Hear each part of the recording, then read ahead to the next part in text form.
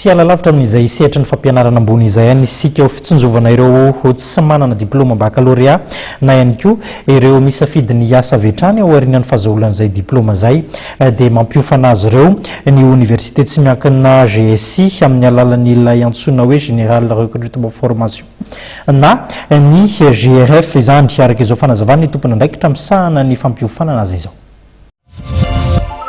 Manofana ankizy olona anao téléopérateur zany hoe relation clientèle par téléphone na ihany koa opérateur de saisie. Rehefa vita zany ilay fiofanana dia izahay no manome asa ho an'ilay ankizy arakaraka ny isan'ny orinasa izay miara-miasa aminay, arakaraka ny isan'ny partenaire izay miara-miasa aminay. Betsaka ny partenaire efa natoky anay nanomboka hatramin'ny valo sy roa arivo tamin'ny taona valo sy roa arivo mandaka tonga vitsika 14 izao. Dia mbola miezaka hatramin'ny partenaire mitady izay olona mivoaka na hoe olona sortant avy aty amin'ny GF formation.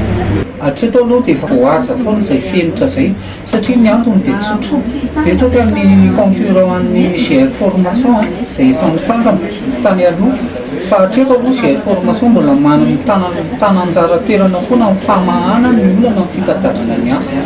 Ny ankizy zany izay mivoaka avy ato dia tonga dia be dia be ny connaissance, be dia be ny fahalalana, be dia be ny zavatra azony satria mizara roa ilay fampifanana ataonay. Ray mifandray amin'ny zay le hoe relation clientèle par téléphone mianatra mihitsy ianao hoe ohatrany ahoana fomba firesaka amin'ny vazaha, ohatrany ahoana fomba fandraisana client. Ampianarinay anao zany izay fomba fandraisana client izay. Ny anatinay indray mikirakira ny lafiny informatique dia dia zavatra ianarana ao anatin'izay informatique izay ohatra hoe opérateur de saisie, opérateur média, opérateur en ligne, rédacteur web, modérateur de site. Izany hoe ny fahatongavanao fotsiny ny hela fa be dia be ny sehatra asa afaka omenanao.